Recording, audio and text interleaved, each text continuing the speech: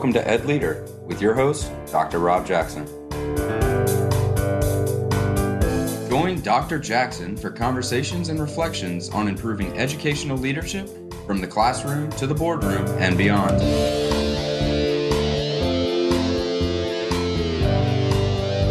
Educational leadership is an ever-evolving opportunity to make a real and lasting difference in the lives of students, parents, and the community.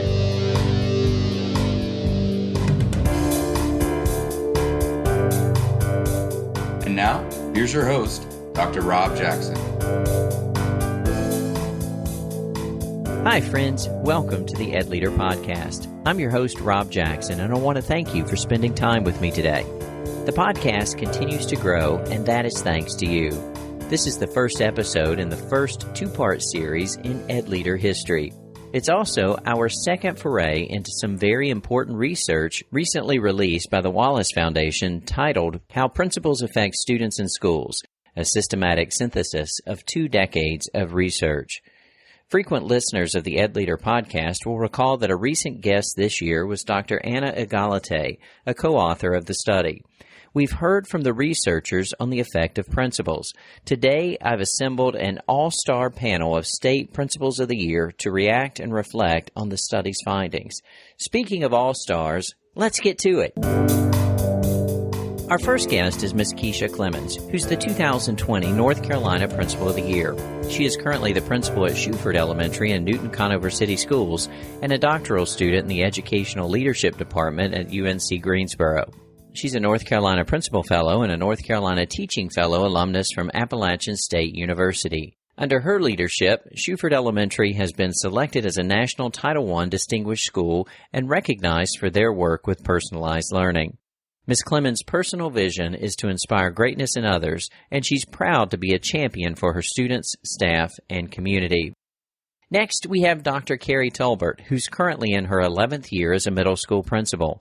She's the 2014 North Carolina Principal of the Year. She's led schools that truly run the gamut of student populations and sizes. She's approaching her 20th year in education. She's proud to be a North Carolina Teaching Fellow. She's a graduate of Meredith College with her Bachelor's of Arts in English, Gardner-Webb University with her Master's in School Administration, and Wingate University with her Education Specialist and Educational Doctorate.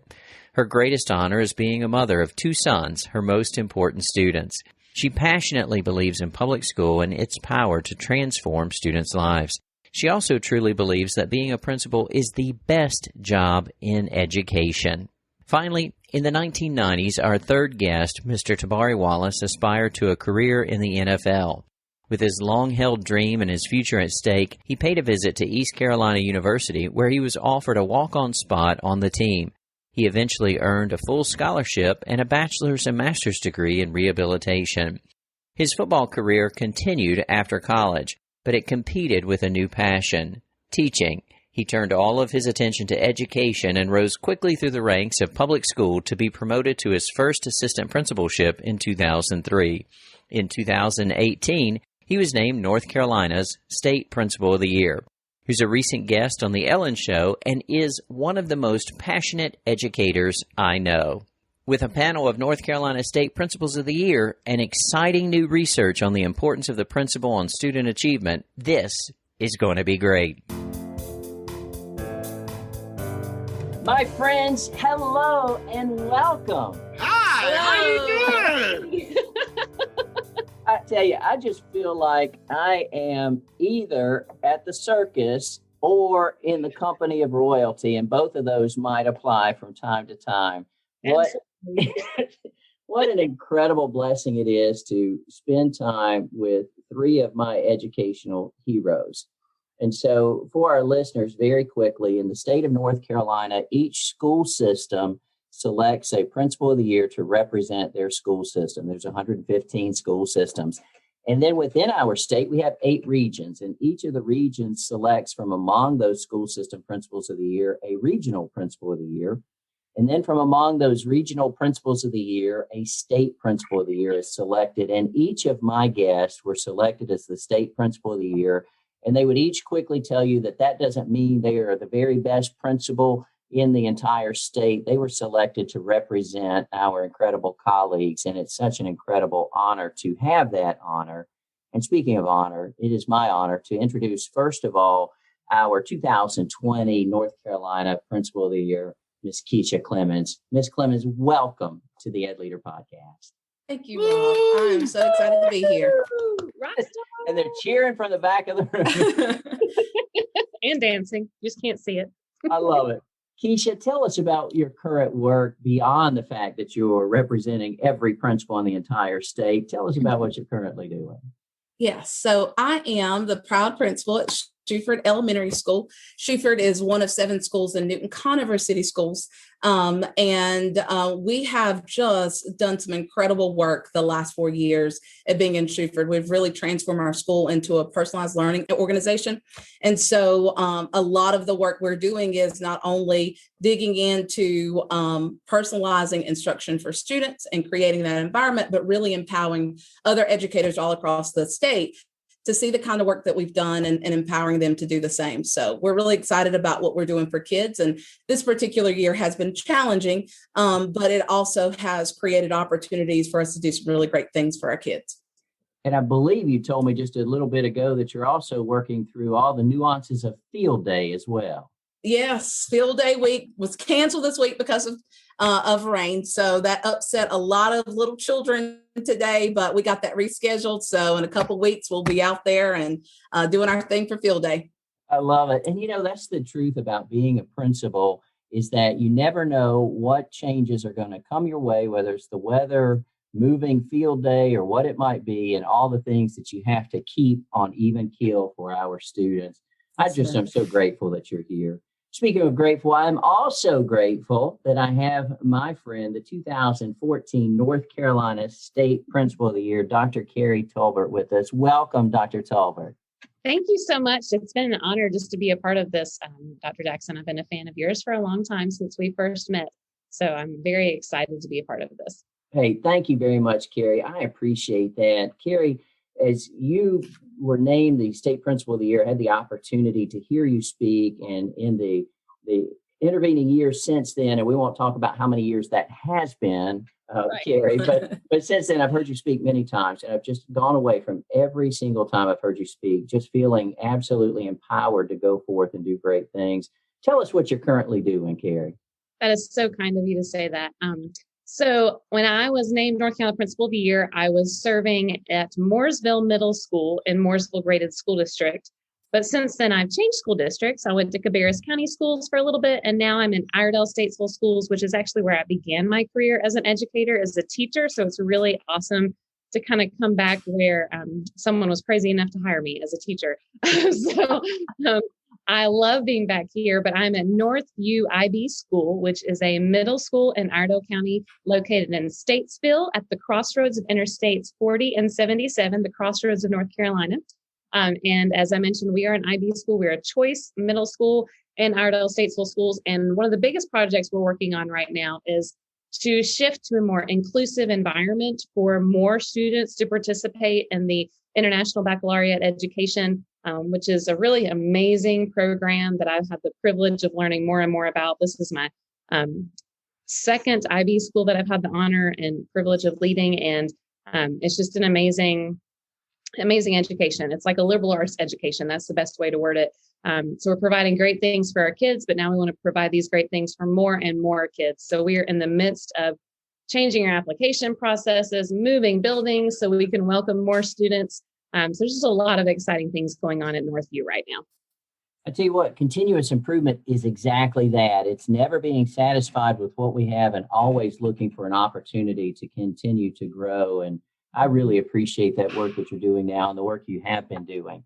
Speaking of work and speaking of appreciation, my goodness, anytime I have the opportunity to say the words ride or fly, I get incredibly excited. Tabari Wallace, my good friend, is the 2018 North Carolina State Principal of the Year. He has got to be a national superstar at this point, has really spoken up and in a very authentic way added to the voice and amplified the voice of principals, but more than that, the voice of students and children. And I'm in such awe of your work, Tabari. And quite frankly, you're one of the most fun people to be around. And I say that with great appreciation. Tabari Wallace, welcome to the EdLeader podcast. Thank you so much for having me, Dr. Jackson. And like Carrie, I am a fan of Dr. Jackson. Anytime Dr. Jackson calls me, I come running. And I do want to give you a shout out during one of my principal roundtables. You just monopolized the conversation. Your principals, Jessica Emery and Sarah Weinhold, went ballistic about how in your district, the willingness to do anything for kids started and transcends from the top leadership. You, my brother, you are the one who makes the world go around, and you set the standard down there at Carteret. And I just wanted to use this public forum to say thank you for what you do, and that your leaders that follow you definitely hold you in high esteem. And keep it coming. Like we say, ride or fly, Dr. Jackson. Ride or fly. Tabari, that was so incredibly kind of you to share that. You know, it's a blessing to serve. We all serve students. That's our primary focus. But it's a blessing to serve principals because the role is so very important. We understand the research is clear. We're going to talk about research in a few minutes. The research is clear. There's no great schools without great principals. And having the opportunity to serve principals really is a blessing. And speaking of serving principals and that being a blessing, my friend, you have new work that you are all about, and I could not be more excited about that work. Tell us about the work that you're up to now, Tabari. Yes, 54 days ago, and I'm counting because it has been high speed and slow motion since I took the post. I was named or designated or appointed by our state superintendent, Catherine Truitt. I just love her to death. Yes. As special advisor to the state superintendent and the Office of Principal Engagement. And within that office, I do great work. And I think you've been a part of that with the North Carolina Human Capital Roundtable, right, which we're overhauling the pay compensation for teachers. So we can recommend that hopefully in October to the General Assembly, as well as my work with Pepsi, who is now in charge with putting teeth into that model. We also are creating within that office a one-stop shop for all educators, not just principals, but we highlight assistant principals. That we're creating a latitudinal and longitudinal type of crosswalk. So anytime one wants to traverse past a professional paradigm, it's a one-stop shop and it has listed right in there what you need to do. But my best work in this, which has been the most fruitful, what you just heard tenets of, was my principal engagement pipeline. Right now, what we have, each unique school is individually, they have individual needs that sometimes get lost in the term all when you're talking about the district. And these principals, and I use the POIs from each district, we meet twice every quarter so that I can give them information and things hot off the tip, and they can give me their needs so we can send it straight to the top, and it doesn't have to go through the traditional conduits that it used to. And what we find out is extremely informative. They are the true conduits of information. I give them the information, they give it to their districts, and then it comes back up the pipe. But the best thing about this is just meeting them all and having that one club. And I'm just going to tell you, the Office of Principal Engagement looks to do three things. And Kisha and I know, Carrie, they've heard both of these three already. We look to, number one, make an investment in all our human capital, teachers and students. We look to make an impact. We want to go ahead and prescribe what that dash means in our career once we finally go into the great land of retirement. And last but not least, we look to inspire all that's under our purview. Without that, we can have nothing. And the babies are in the forefront of all of that. Absolutely. And inspire is the word that comes to my mind when I think about you and I think about Kisha and I think about Carrie. Clearly, good work was done when the three of you were selected to represent the principals in our state. And I very much appreciate that. Recently, an incredible report came out that was funded and put together by the Wallace Foundation. The name of the report was How Principals Affect Students in Schools, a Systematic Synthesis of 2 Decades of Research. And I was incredibly honored to have one of the authors of that report, Dr. Anna Egalite, who is on the podcast and really did a deep dive into the research and just the number of studies that went into this incredible research. And so for our listeners, if you've not had an opportunity to hear from Dr. Egalite, I would certainly encourage you to go back and listen to that episode because it's always fascinating to hear from a researcher who's digging deeply into the data. And then after digging deeply into the data, came back and said this, and I'm going to quote, The researchers found, quote, an effective principal's impact is stronger and broader than previously thought, making it difficult to envision a higher return on investment in K-12 education than the cultivation of high-quality school leadership, according to the research synthesis. So from all that research, they came up with, you got to have a great principal. You've got to have amazing men and women who are willing to step forward and amplify the voice of children, to do what it takes, to reschedule field day, to work on our IB applications, to make sure principals are being heard at the state level. It has to happen. And I appreciate that so very much. In that research, they came up with 7 key findings. And so I just really we've heard from the researchers. And so now I want to hear from the practitioners. So I'm going to bounce these key findings off of the 3 of you and just let you kind of share what resonates with you, how you see that in your own practice or perhaps the practice of the principals you work with. And I'm just really looking forward to just kind of unpacking this research a little bit from the standpoint or the perspective of a practitioner. And so this first finding is this: effective principals are at least as important for student achievement as previous reports have concluded. And in fact, their importance may not have been stated strongly enough. Tabari, let's start with you. You've really been working with principals in this new role, these 54 days, but even beyond that, my friend, at West Craven High School, ride or fly, you were working with incredible principals. What stirs within you when I share with you that they found that the research about effective principals was right, but that the importance of effective principals may not have been stated strongly enough? What resonates with you in that statement? Well, I think hey, Doc, I'll tell you this right here. They couldn't have been more dead on than they were to make sure to state that it wasn't stated enough. Principals are the great multipliers of excellence for all that are under their purview, whether that be teachers, teacher assistants, the community, the kids. We sit in a unique situation at each school. The state gives us all the power within that school building, but with that power comes a great responsibility. And since the beginning, we have differentiated PD to move our teachers from good to great. We've actually brought in innovative strategies, and we benchmark with others, whether it be central office or other schools, to bring in unique programs that help sustain, not initiate, but sustain the excellence currently going on, whether it's in academia, SEL, or physical development with our athletic programs in the high schools. But a lot of this is a thankless job. We do it because we serve the ones that are under our purview. And we don't even ask for, the little this and that. Principals Day, we might remind you Principals Day is coming. Other than that, we never ask for anything. We affirm everyone else. So in regards to that, I will say thank you to the Wallace Foundation for putting a magnifying glass onto that. And again, principals don't do it for affirmation, but they do it because we serve. But it's always good to know that what we are doing is actually being affirmed. It's always just good to know as an SEL strategy. You're not kidding. I very much appreciate that. Kisha, when you hear that the importance of principals may not have been stated strongly enough, how does that wash over you?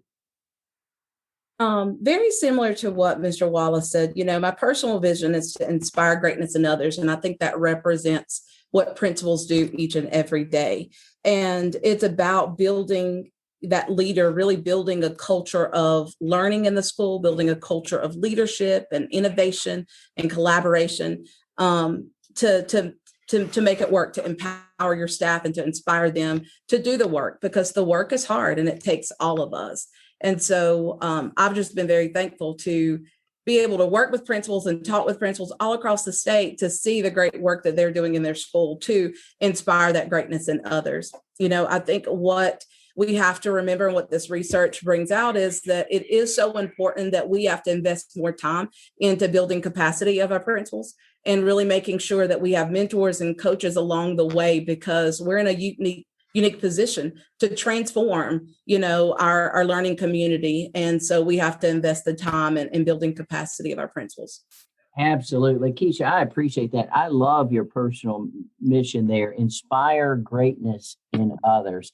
That's a powerful statement. I had the opportunity to talk to aspiring administrators, aspiring assistant principals, and aspiring principals. And what a phrase to start with. If you aspire to inspire greatness in others, maybe this is the role for you. And I certainly appreciate the way this year is our current state principal of the year for another month or so until the next one is named, that you've taken the time to really highlight some of the principals across the state as you've worked this year in that role. And so thank you for that. And for our listeners, I'll make sure that in the show notes that I share with you the social media accounts for each of our guests today, because they're absolutely amazing. I want to slide on to this next key finding. And Carrie, I'm going to call on you.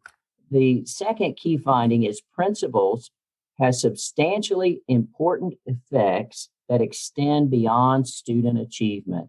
So as we think about the effect a principal has on students' lives beyond just student achievement, how does that hit you in terms of the work you're doing and the work of your colleagues? That makes me get fired up in a good way. I believe so passionately in the power of the principal. And I love what Kisha said about inspiring others, because the word inspire means to breathe into. And so that's really our job as principals, is to breathe into our school.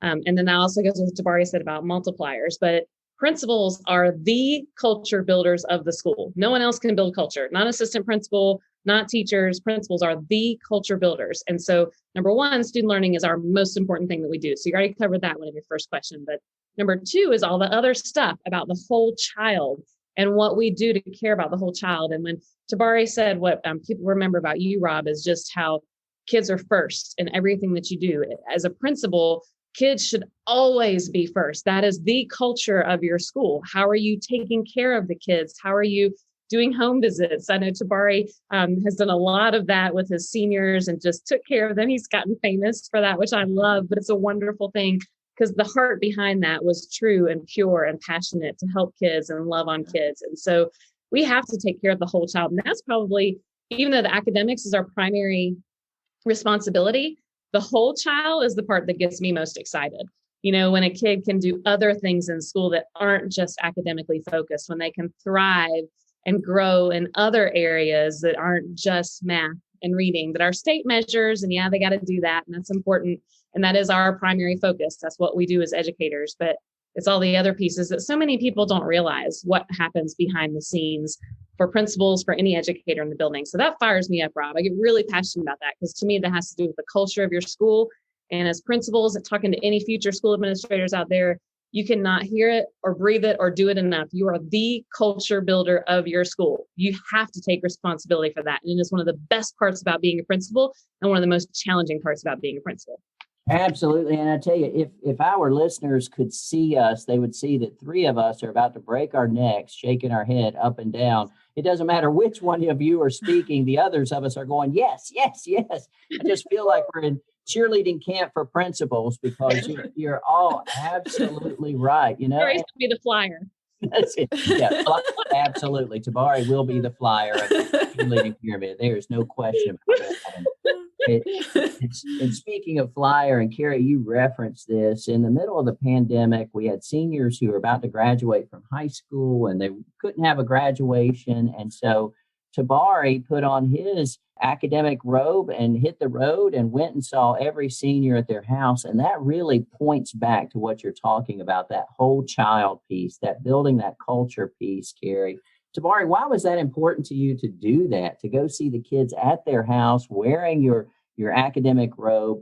What was behind that in terms of why that mattered to the culture of the school and to those children in that moment? Well, at that time, it was up in the air whether or not we were going to be able to have graduation because we went in May and we did that.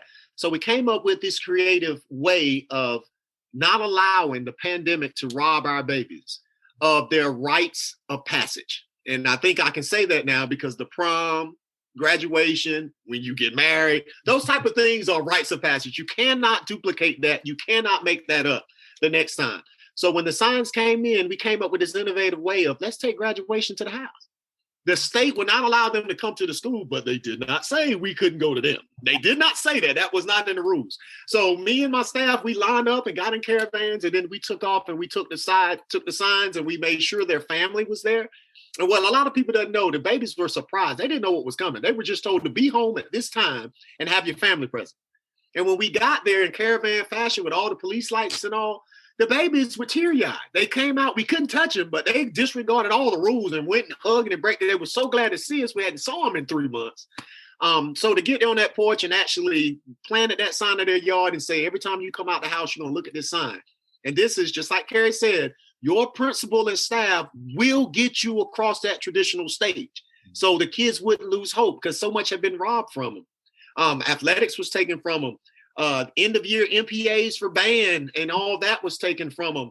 The fall theater production, I can keep going on and on how much was taken from those babies at the end. So the least we could do is make sure that we glorified that one rite of passage and make sure they didn't lose it. And again, we did. We came back in August and each child received their own individualized graduation with pomp and circumstance, Board of Education there, the list of their accomplishments, their face emblazoned on the screen. It was beautiful. And it took us 7 days and a hurricane to get it done, but we got it done. So each one, we kept our promise for the sign. So you got it done because the kids were and are worthy of our very best efforts. Tabari, I just appreciate that. And I know our colleagues across the state and really across the country were doing everything they could as well for our kids because it always is about our kids. Well, let's move along to the third finding. And Kisha, I'm going to call on you. So the third finding of this Wallace Foundation report, how principals affect students in schools, says effective principals orient their practice towards instructionally focused interactions with teachers, building a productive school climate, facilitating collaboration in professional learning communities, and strategic personnel and resource management processes. And so that building the PLCs, the professional learning communities, facilitating collaboration, helping the teachers work together in instructionally focused strategies. Tell me what that looks like on the ground there at your school, Kisha. I think it first start with leveraging the expertise of our teachers and staff and knowing that they truly are the experts, but then creating an environment, a community where we can challenge each other, challenge the status quo, really build our capacity. And we're responsible for building our own, but then also supporting others. So, at Shuford, we work really hard to build, as I talked about, those 4 areas: collaboration, a culture of collaboration. And so everything we do, we know that we want high quality in the classroom each and every day. And in order to do that, we have to put our brains together to do the work. And the work is hard. So we need each other to support each other. And it doesn't happen in isolation. When we talk about student learning, being one of the most important things we do, part of that is also building capacity of teachers. They need to be learners. And it starts with the principal modeling that. Being the lead learner, knowing that we don't have all the answers, but together we can come up with some really great things and we'll continue to challenge each other. And so that's the kind of culture that principals have to build in their schools in order to do this work. Absolutely. And I appreciate that when we start talking about helping to build capacity in those we serve with is such an important piece of that. Carrie, as you think about orienting practice towards instructionally focused interactions and building PLCs in the building, what does that look like for you in your school? Wow, I completely agree with the building capacity part. And I think that's what made us kind of go in the directions that each of us went, is that we believe in building others up and helping them be the best that they can be, as Kisha so eloquently said with her mission. But I also think that something I've seen as I've had the pleasure of working with other school administrators is sometimes with some systems and how school systems are built and how staffing is done, sometimes you might have somebody that is designated as the instructional leader in the school. And to me, that's very dangerous for a principal because I get into that mind frame. You're worried about field day, logistics, you're worried about graduation, you're worried about contacting this parent, this fight that might have occurred, all these things that really have nothing to do with instruction. And so when you're given that person an API or an instructional facilitator or content, blah, blah, blah, you're all about, well, they can take care of instruction. No, principals still need to be a part of that conversation and lead by example with that conversation. That's something I believe very passionately in, is that principals have to take that bull by the horns and talk about learning in their building and be the lead talker of that. You don't need to know all the answers, because goodness knows none of us know all the answers. I know that.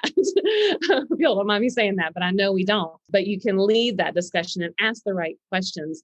So what that looks like in my building in Northview is really just having those content-driven questions around data and how we can help students grow, and then what we believe as a school and what IB believes, and kind of bringing that all together, because we are held accountable to the IB organization. It's not just about us, but there are a lot of good things about the IB organization and what they believe about school and what a whole well-rounded education looks like. But again, we have to collaborate and have those discussions. So our grade levels meet all the time to talk about kids. And then our PLCs meet all the time to talk about content and learning, because that's essential. And as the principal, I've got to be a part of those conversations. I can't be in every conversation. No way I can, no matter how big or small my school is. But you have to find a way to insert yourself in those conversations so that teachers see that you're willing to have that conversation about student learning, but you also want to have it. It's not just a willingness, but it's a want. You passionately believe in it. You have to, because again, student learning is what we do in school. And the principal has to be part of that discussion. Absolutely. I just appreciate you referencing the principal as the lead talker about instruction and really walking that talk. That's so very important.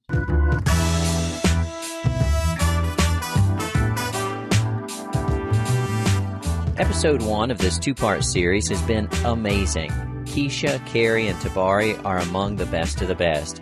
I can't wait to continue the conversation next time on EdLeader, when we dive into more findings from this powerful research. Until then, thank you for spending time with me today, and thank you for all that you do for every student, every teacher, and every staff member. You are making a difference. If no one else has told you, I want you to know that I believe in you. Good day. Thank you for listening to the EdLeader podcast. Please subscribe to the podcast and consider leaving a review with 5 stars on Apple Podcasts so that we may continue to grow the EdLeader community. We hope that you have enjoyed your time with Dr. Jackson. Until next time.